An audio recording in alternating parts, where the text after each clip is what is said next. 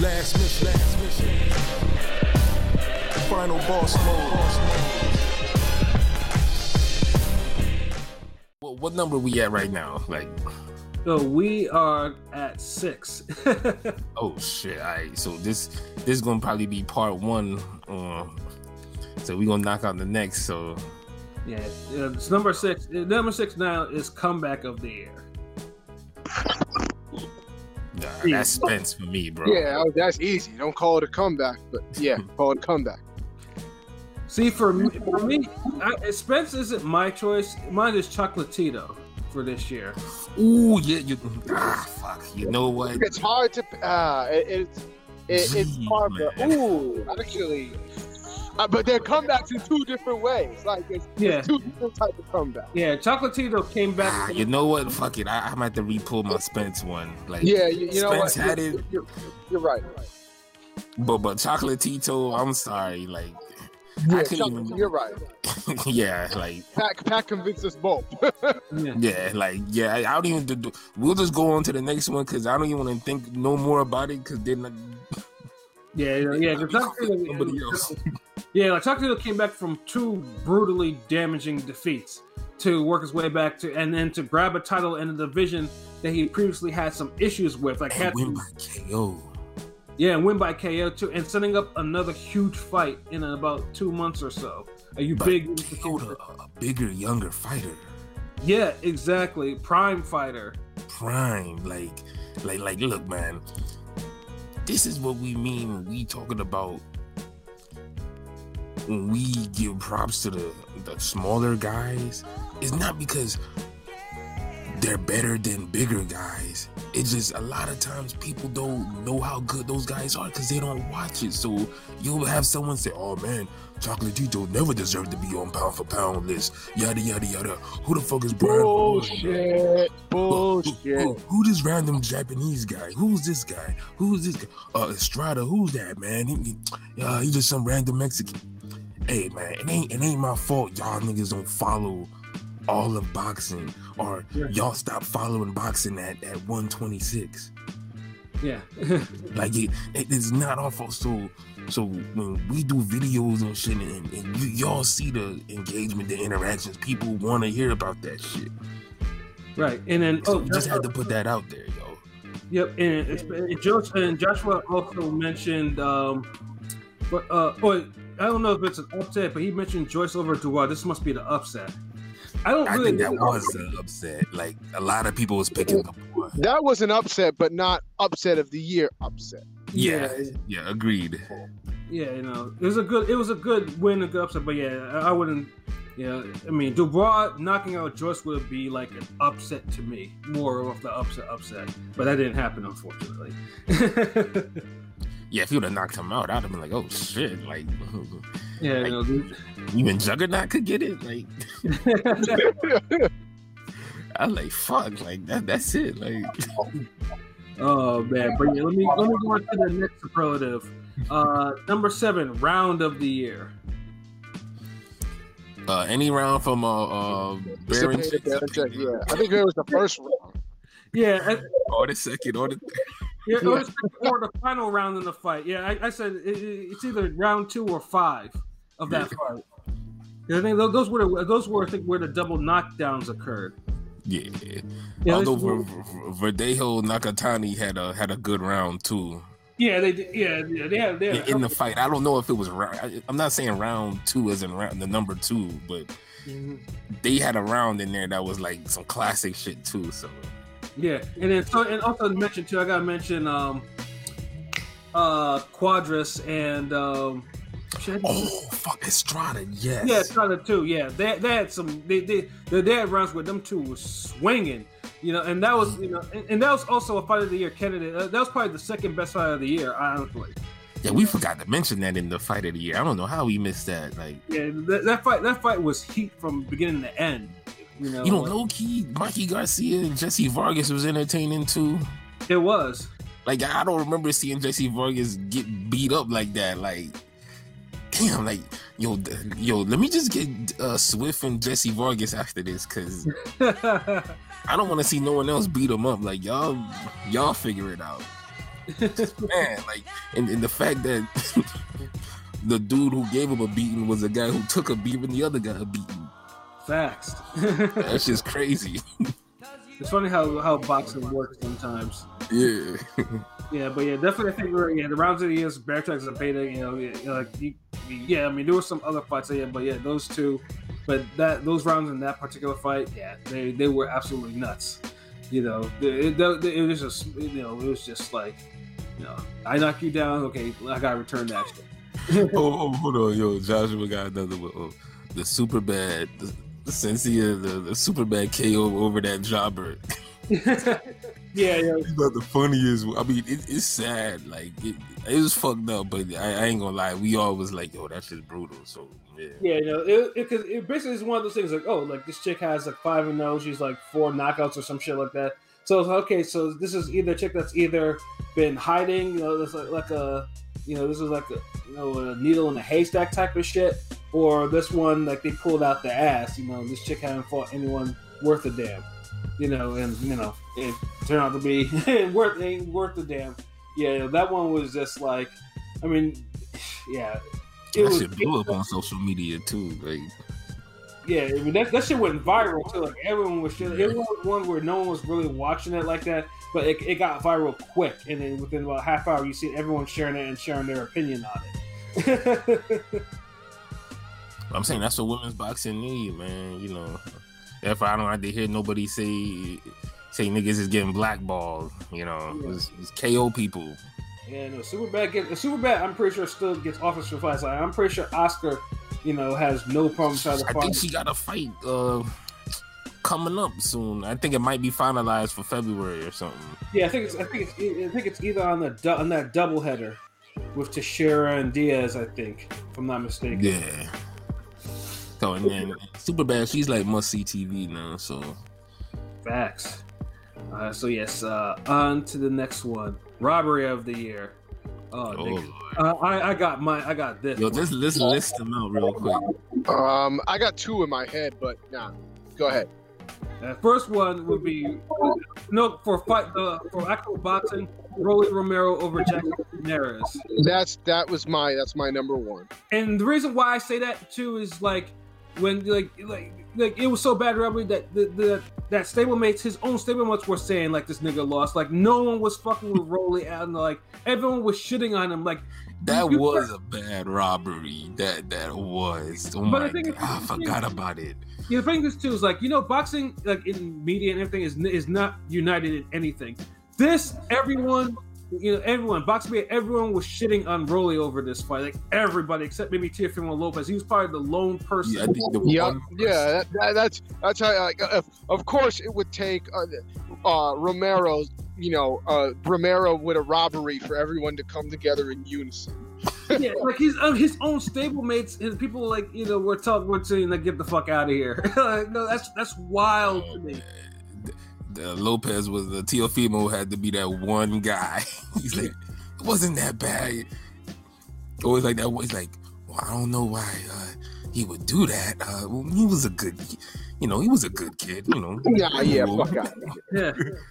And then, so, I mean, that's my number 1. But honestly, because I get like, unless it's a robbery, like, and it's a favorite fighter of mine, sometimes I act like they don't exist. Like, so I'm having a hard time remembering all the robberies. So Franco Maloney, who?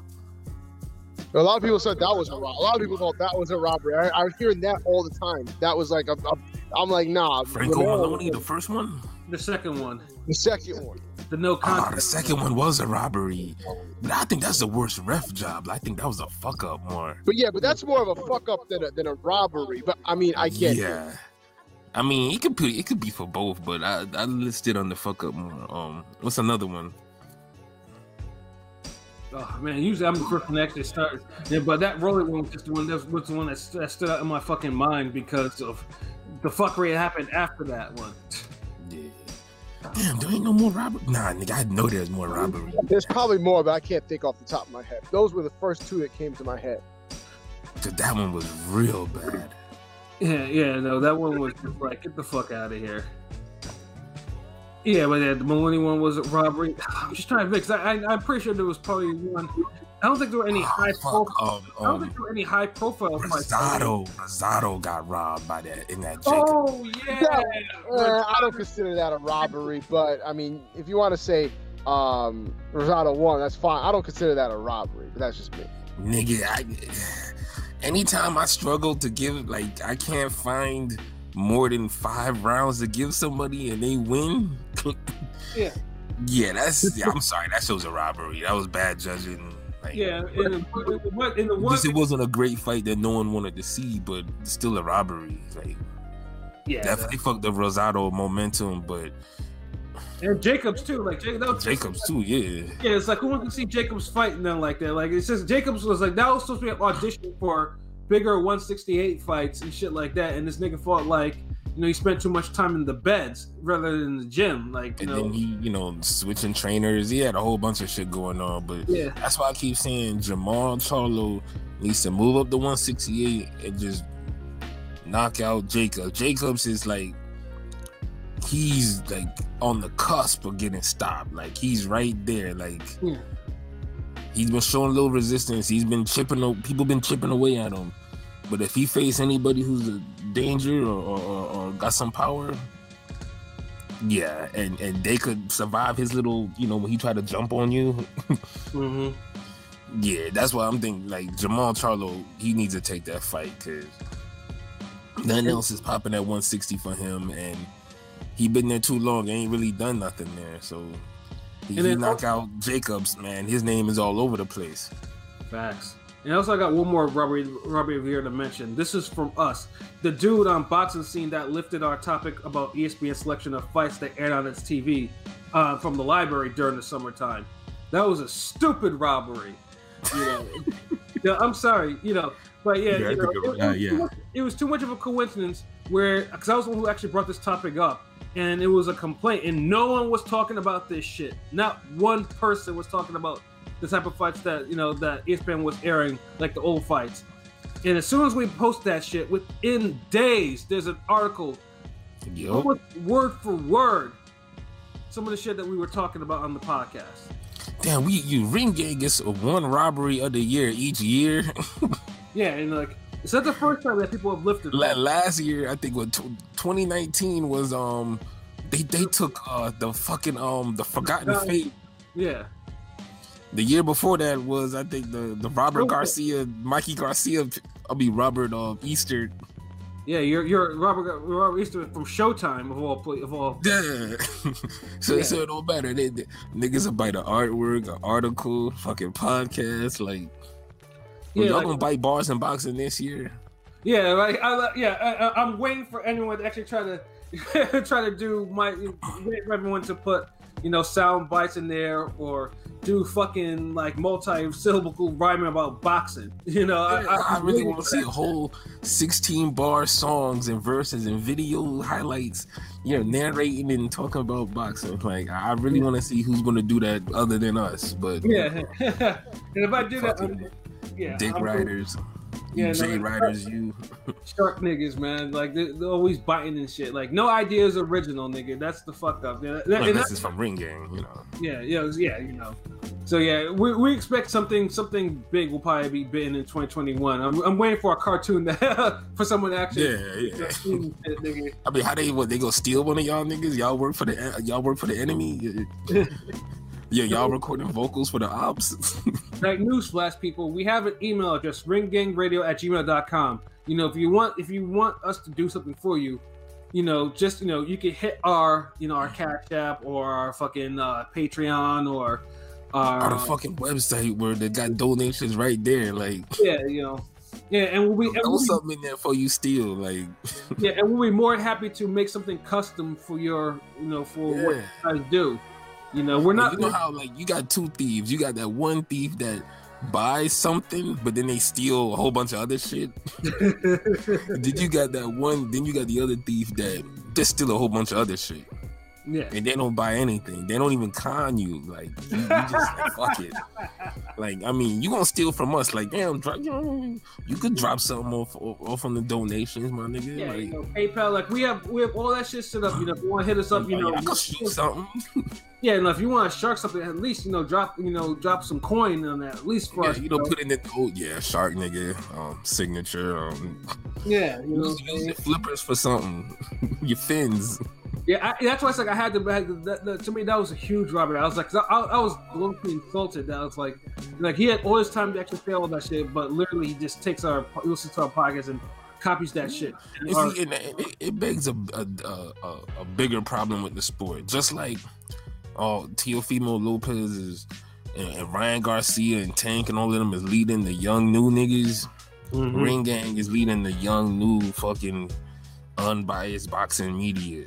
Yes. Enough of these old niggas biting the young flavor, the young shit, the new shit, and then putting it out there with their connections, and everybody's patting them on the back like they did a good job, and all they did was just shark some niggas on Twitter.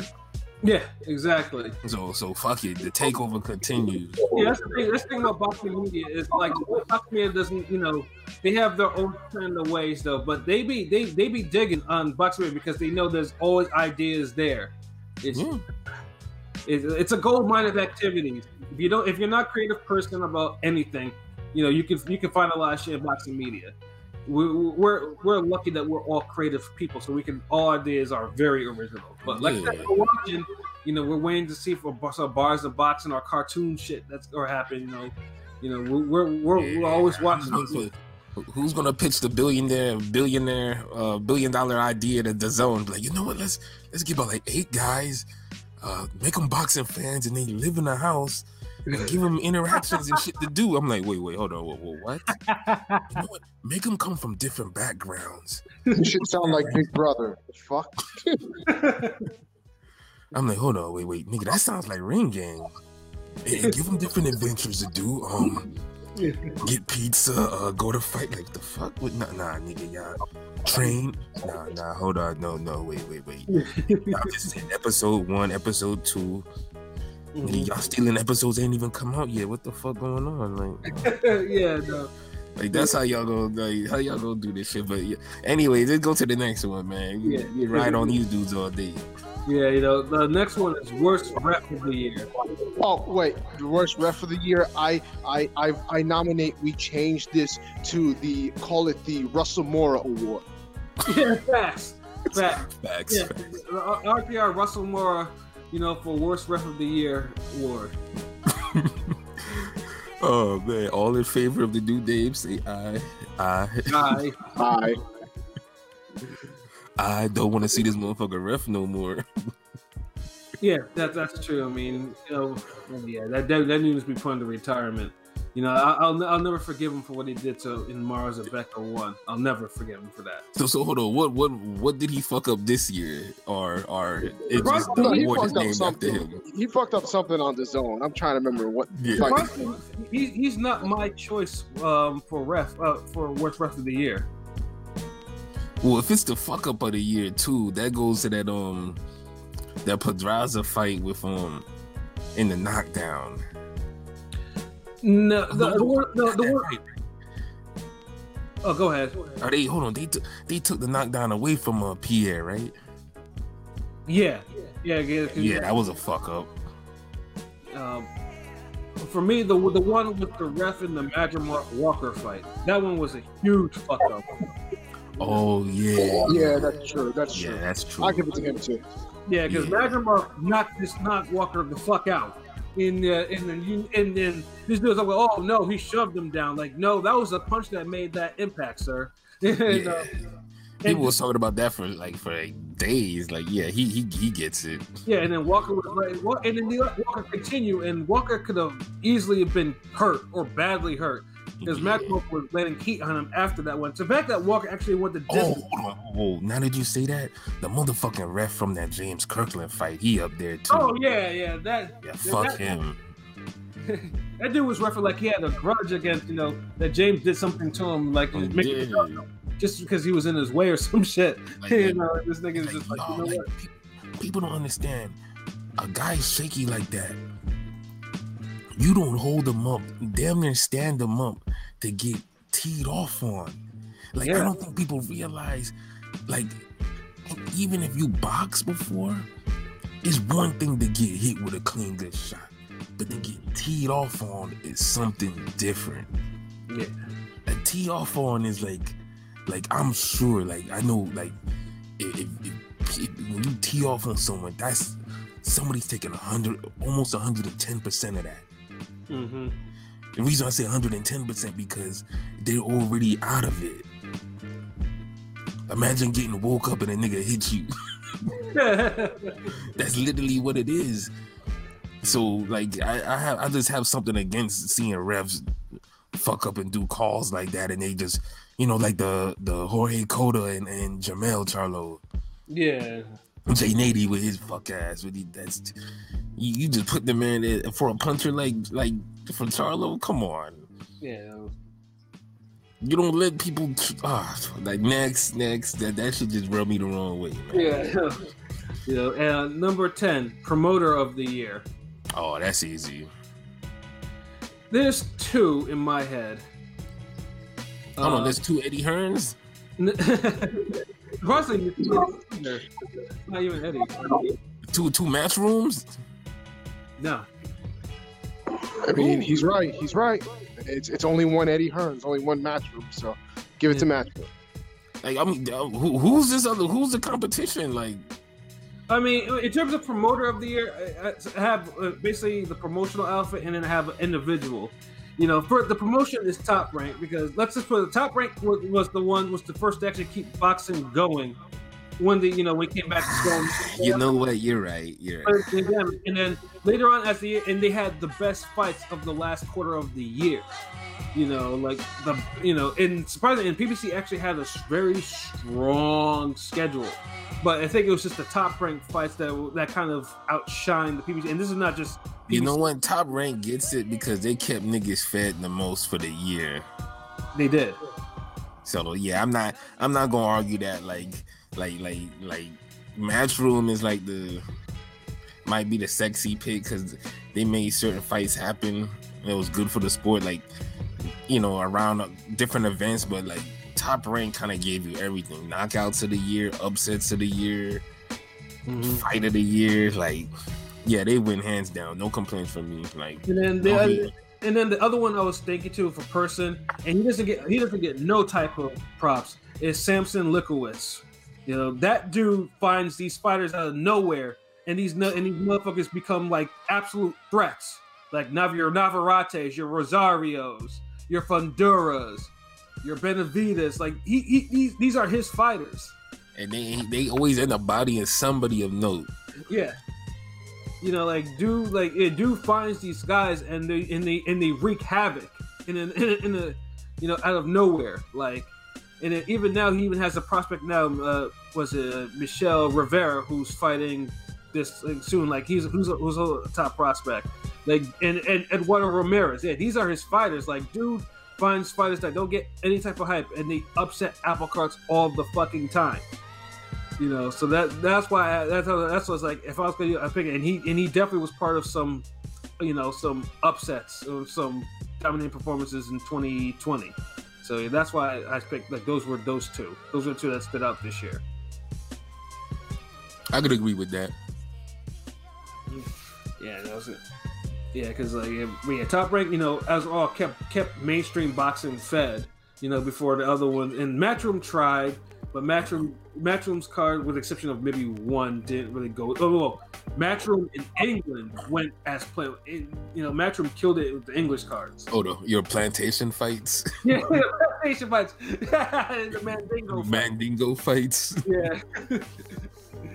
And by the way, people, if you don't know what the Mandingo fights is, like, just watch the movie. It has Ken Norton in it. He was, Hall of Famer, heavyweight champion. And then you'll see what I mean by Mandingo fights. Or if you want something more modern, Django Unchained. Like, basically the whole atmosphere was nuts. I mean, it could be like a video boxing. Fine Mandingo. Yeah, but yeah, man, Mandingo. Yeah, and yeah, Eddie was on point for those English cards though. I'm not gonna lie. Yeah. If you know, we was gonna just name them in order, it'd be Top Rank, Sam, and then Eddie. Like, I got no problem with that. They held it down. Mhm. But Top Rank, they didn't get appreciated until the end of the year or like October. Right. You know, if you was a true boxing fan, you was fucking with them from the summer because you were just happy to see boxing. A lot of niggas was just, oh, these jobber cards. But then low key, you was getting good cards and some good fights too. Yeah, he was. Niggas making their names on that shit. Like, how you upset at that? You know, well, if it's not someone else that's doing it, it's it's not right. But that's the unfortunate thing. Yeah, and Joshua, yeah, we did mention the referee Franco Maloney, which was Robert Byrd. Yeah, Robert Byrd should be retired. Robert Byrd. Take his wife with him. Yeah, I was gonna say Adelaide should retire too. Both of them fucking retire. Yeah, absolutely. If I had to choose Adelaide though. Yeah, Adelaide first. Robert Byrd may have maybe a couple more performances after that, but yeah, Adelaide, I think she needs to be put out the pasture. Just because at least Robert Byrd was at least average in his career was cool, but Adelaide was always horrible. I'm not gonna reward it. I ain't gonna reward the bench warmer with another contract. What the fuck? Oh man! And people could take this like, I'm like, damn, these niggas disrespectful. Nah, she disrespect my sport. Fuck it. Yeah, with her score. Nah, Yeah. and that's the thing. Like Robert Byrd, I kind of give Robert a pass because Robert, I liked Robert as a referee. It's just he just got too old. It's time.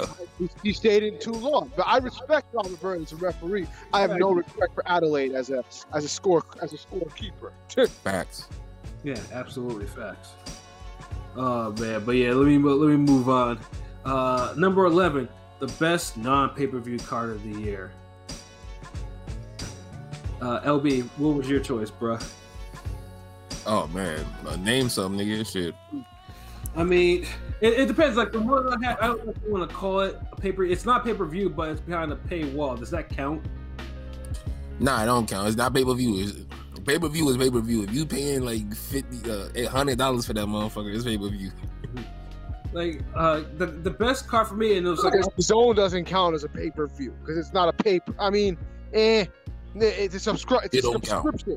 It's a subscription. Doesn't count. Okay. Yeah, in that case, like, my card, and I thought this card was dope from top to bottom, was the Mikey Garcia Jesse Vargas card. Like that to me, that card didn't have what we call any lulls. Like it was on point. The Chocolatito win was on point, and then they had the cat with the pre-puberty voice on there that was kind of thumping on there. Yeah, I remember that was a good card. Yeah, that was probably Matchroom's best offering. Like, so and that was the one I was like. Although I enjoy Povetkin White too. Yeah, that one too, because it had Taylor Persona 2 on there, and then they had some English. They had some Matchroom. Had a good fight before that too. Yeah, there was some brutal. I think there were a couple brutal knockouts on that before. Yeah, that was a damn good card. Like that was a card that lived up to the wait. It did, because it was the last one of that whole summer series, and Eddie, and then they had the fireworks and shit on there too. Like that, like Eddie set that shit off. Like that. I mean, that was a good payoff to watch. Some of the other shit that he had aired, the other summer series fights that he had before. But other than that, let's see. Yeah, you just made me remember fucking Barsu getting robbed to get shit. For me, it's the super duper flies. You know what I'm saying? It's the super fly. Well, yeah, Romero and Barsu, yeah, they got fucked royally both times this year. Hell yeah. And then also low key, the PBC cards that didn't get a lot of attention, like the 122 card was on point, as well as the one with Clayton and Lipinets. Those cards were cards that did not get a lot of attention, but there was some solid quality boxing on both of those cards. And then Delorme Jamal James is a good solid main event too. So yeah, but the card wasn't that good. Card was mid as fuck. Yeah, you're right. Yeah, the card was very mid, but that made it. Yeah, you just got that little payoff. You know what? It got to be that Chocolatito card and Vargas Garcia. You got some like serious hands that night. Yeah, that shit gave me a legit fight high because I wasn't. I mean, it was good on paper, but I wasn't expected to be like really good. I was like, man, Matchroom was seemingly on its way too because they had a nice quadruple header scheduled before COVID killed it. So it was just like, and then Matchroom kind of lulled a little bit after that. So what's yours, King P?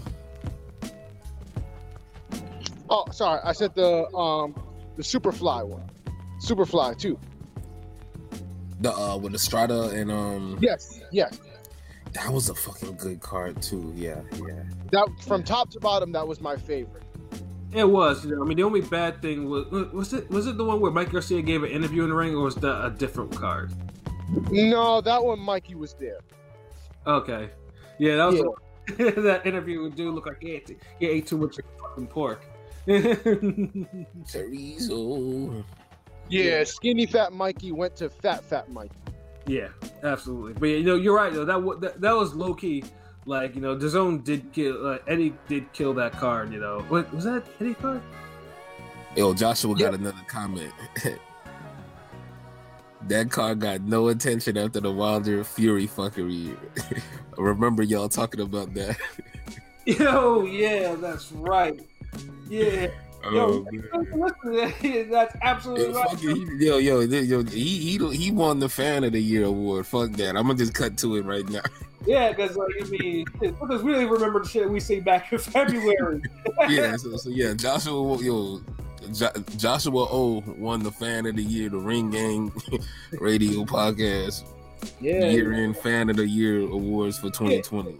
Yeah, we did complain about that shit because because we was like, God damn it! It was like because it was quality boxing, but the fucking Wilder and the Fall Up, that shit got a whole bunch of attention. Like it was that shit was like the middle child or middle stepchild. That's even like worse.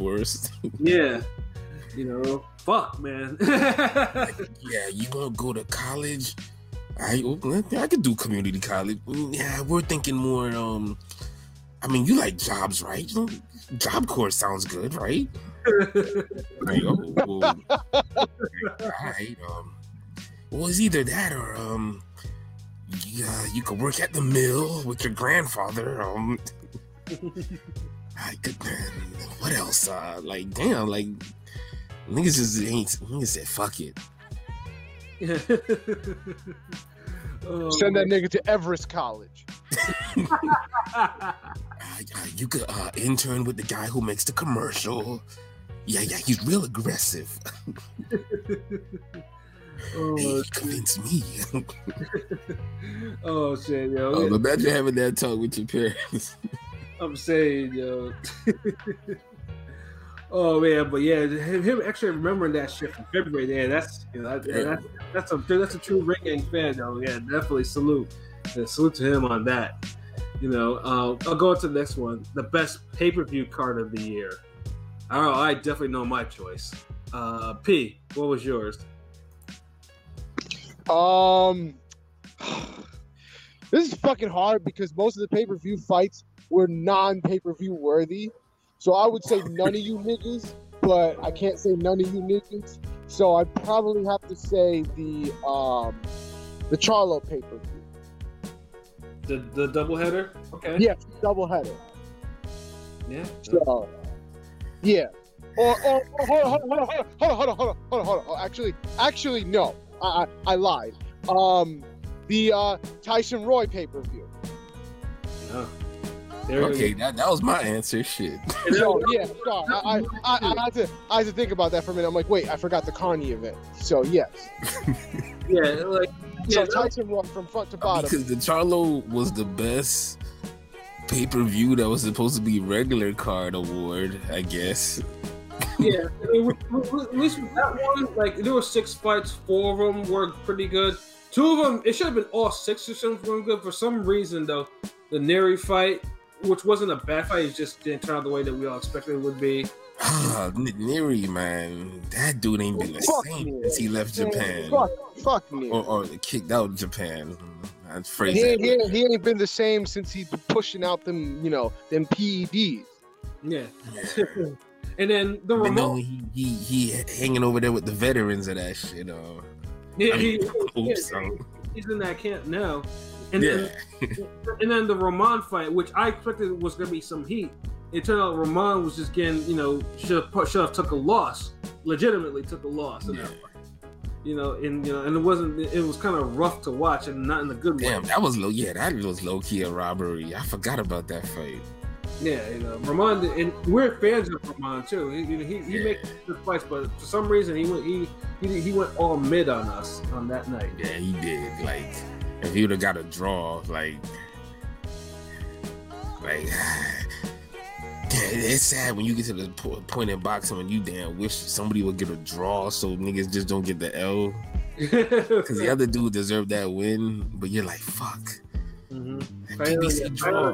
Deserved that win that night, and yeah, it was just. But yeah, like I said, I mean, it kind of, and the fact that two of those fights happened back to back on the second half kind of fucked up the flow. Yeah, it's like you in the rotation, but it's like the nigga who always with the blunt gets it before you. That's what those fights were. Yeah.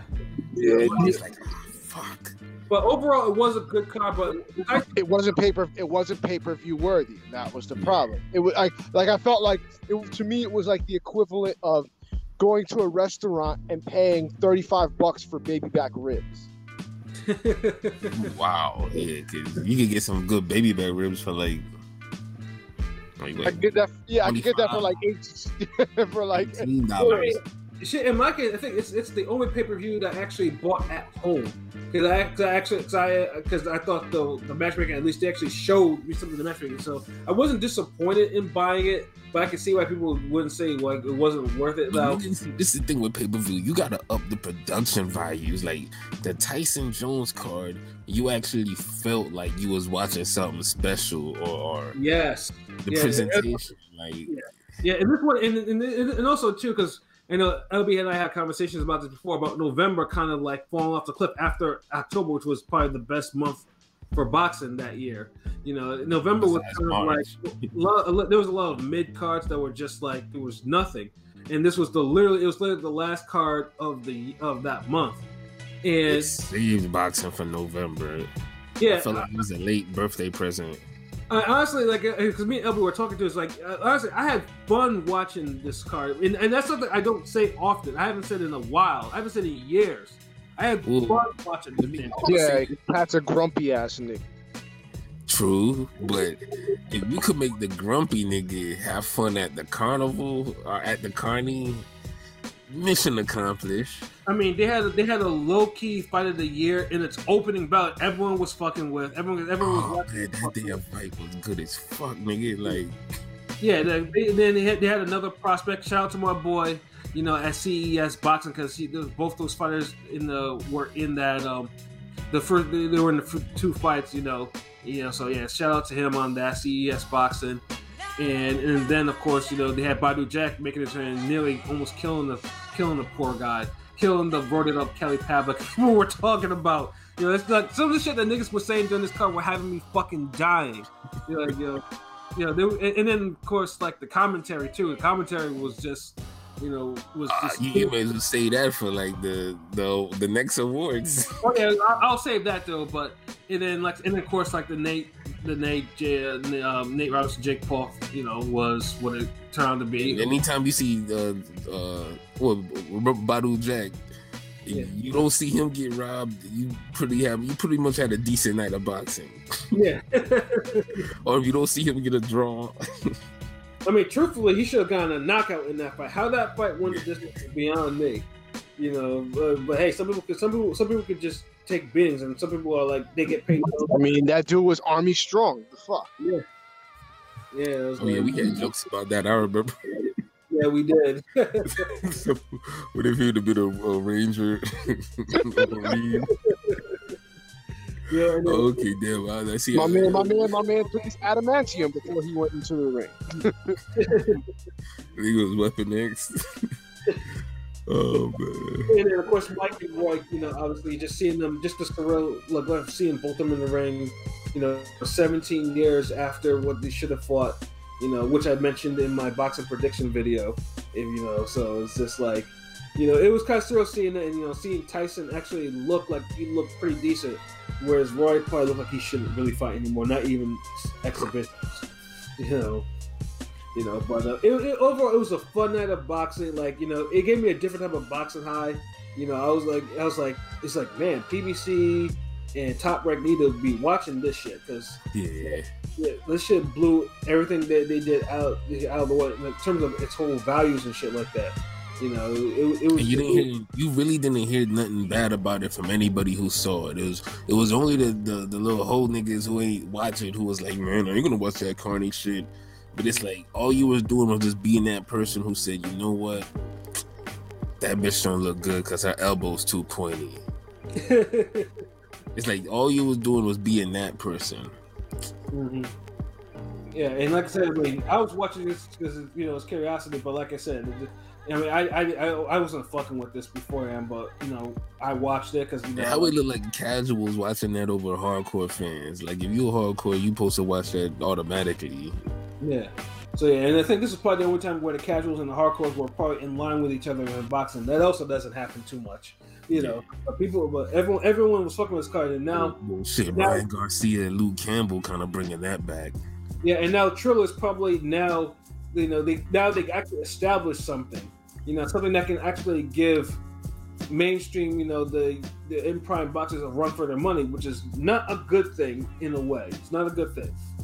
For us, for fans, it is, but not in terms of boxers. That just means that boxing has a little work to do in developing fighters, so they can actually get to that type of level. Developing events, facts, and promoting, taking and advantage of social media. So it was a learning moment. Yeah, but it was done in the most entertaining fashion. Absolutely. Think about like the best toy that you ever got, but you learned a lot from it. Niggas gave us a PS3 fucking pay-per-view. Niggas gave you the PS5. Niggas give you a whole new system. Like, here, enjoy. Yeah. What did you learn? Yeah, that shit was spectacular, man. Yeah, definitely Triller. I'm definitely fucking with whatever the next event is. I'll buy that shit just off the strength, of what I saw in Testing Jones. Let's get into the fuckery now. Yeah, like the worst non-pay-per-view card of the year. Ooh, that gotta be that Ortiz card, nigga. Bro, you read my fucking mind. Oh, and there were some struggle cards this year. It was. I mean, Top Rank has struggle fucking cake. Yeah, no, Matchroom has some struggle cards this year, but yeah, there's something. PBC got niggas beaten like the worst offering of ever. Like, I mean, this PBC like I fucks with y'all, but come on. Yeah, like this, like honestly, this, because I was shit. I think we're all in agreement with this one. Yeah, because I was like, this is a waste of time for Ortiz. Like, how is he not fighting all this while he's fighting this bullshit? Like, I was like, this fight is a waste of time. People were like, no, Pat, not a waste of time. I'm like Ortiz. Honestly, at this point, is like he's like the bitch on Instagram that's like, don't waste my time. Do I have waste my time written on my forehead? And niggas just waste their time. Like, we just waste Ortiz's time and our time with these bullshit cards. And it was Fox 2 of all places. Like, if this was like an FS1, I'm like, okay, this is like, this card didn't deserve to be on anything. Like, this card shouldn't have even been on Nickelodeon, nigga. Yo, I'd rather watch a fucking World Star fight comp over that card. Yeah, like it was so trash. It was trash, bro. What? It was so trash. It was. Yeah, I'm gonna call this nigga corrupt. That's the boxing version of the bitch nigga. You more of a bitch than a bitch. He's like, that card was so trash. It was trash. Yeah, but honestly, this is where I was like, PPC on Fox's offering have not been good. Like, not one have actually been good. And this one was just like they ran out of fucking ideas, or they was fucking around. It was kind of high as tight, and it's like, you know, we'll put all this shit, and then we'll put a whole bunch of jobber ass niggas on this shit, you know. So maybe a mismatch. There was 4 fights. It was supposed to be 3. There was 4 of them, and they were all bad, you know, like stupid bad. And the other one, like they had like a jobber factory that night. Yeah, and then Ortiz was investigated for taking a fucking dive. You know, it was a poor offering for PBC. Like, this is, you know, like, the matchmaking, like, there was no, I would rather see John Ruiz greatest hits over that bullshit card. Like, well, damn, I wasn't gonna go that far now, but yes, I'm taking it that far. Nothing. Let that be a lesson in the limit of how bad a card is. Like, that a card like that should never make it to any type of airwaves. Like, I wouldn't IG live that shit. I wouldn't StreamYard that shit. Like, that card was just a waste.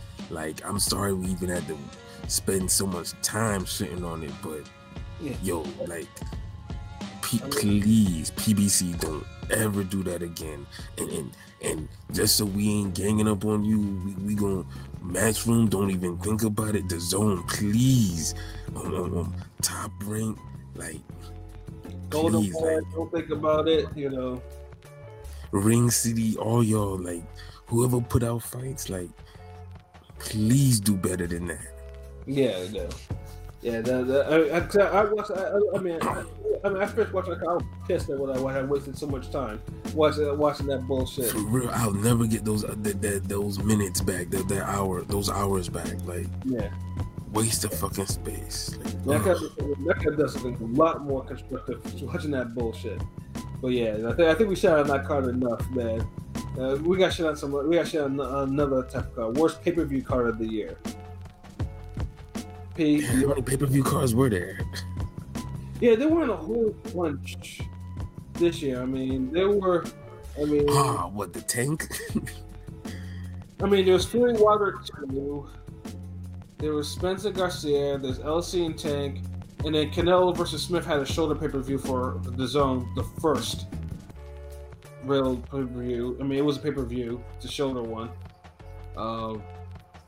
Personally, it'd probably be the Canelo Smith one because it was a shoulder pay-per-view and they still pay like $69.95. See, they're idiots. I only paid $10 for that shit. Niggas only paid $70 if they watched it on pay-per-view because they didn't want to get the Zone. So, but since that was a pay-per-view, is a pay-per-view offering and an option, that's my choice. Yeah, that wasn't really a good card like that. No. Yeah, if it didn't have a pay-per-view, then Spencer Garcia would have been my choice. But there was some moments on Spencer. The Tank card was trash though too. It went by quick. Every fight. It did. So, Spencer Garcia was too, but Spencer Garcia wasn't really that good. So, but Canelo versus was just like, it was very lackluster. Yeah, because even the main event was like, It was one-sided as fuck, you know. Yeah. And unfortunately, it was one-sided. Yeah, no, it didn't save us. So I mean, and since it was a pay-per-view option, you know, shit, if Canelo threw more punches, he could have got a knockout. Son, like, I know people could say he tried, but look, man, 400 something punches, that ain't trying when you got somebody like that in front of you, like. Right. So that's all I'm saying. Like, P, do you have any thoughts? P? Oh, my bad. I would say the Spence Garcia pay-per-view. Yeah. Yeah, I was trying. The main event saved that. Yeah, well, yeah, No, but the main event wasn't like the tank. The tank main event saved that. Like, saved that from being the win. Yeah, no. If it wasn't for that, I Spence would Garcia fight was good. Like if it wasn't for the main event and the knockout, I would have picked the Tank, Santa Cruz. yeah, I can see that. Yeah. Yeah, so basically, like I said, there wasn't a lot of choices, but in terms of pay-per-views, it's like, you know, when you have something like Jones and Tyson being a better pay-per-view than actual boxing cards, yeah, we need to get better in 2021 about that if you want to be offering this total 2020, this pay-per-view 2021 type of jazz. Like, you gotta, you know, some cards gotta increase in quality and quickly, you know. You know, get some real matchmakers. Yeah. Oh man, so I feel like we've been screaming that for a minute now, and we're falling on deaf ears. Oh yeah, I don't know. Maybe they'll hear that. They hear all the other shit they steal. So yeah, Dylan's still good advice. Oh man, let me go on to the next one. The next